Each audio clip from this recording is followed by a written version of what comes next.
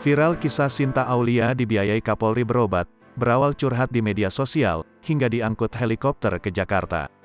Hati siapa yang tak terenyuh dengan curhatan miris Sinta Aulia Maulidia yang sempat viral di sosial media ini.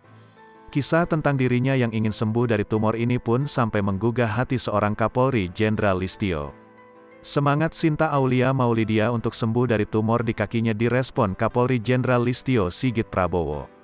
Kapolri menunaikan janjinya untuk menemui Sinta Aulia, bocah yang viral di media sosial usai curhat di medsos memohon pertolongan agar bisa sembuh dari penyakit tumor kaki. Kapolri Sigit bersama istrinya, Juliati Sigit Prabowo, menjenguk langsung Sinta Aulia di Rumah Sakit Polri, Kramat Jati, Jakarta Timur, Minggu, tanggal 20 Februari tahun 2022. Mengenakan pakaian dinas lengkap, Kapolri menyapa Sinta yang tengah terbujur lemah di kasur.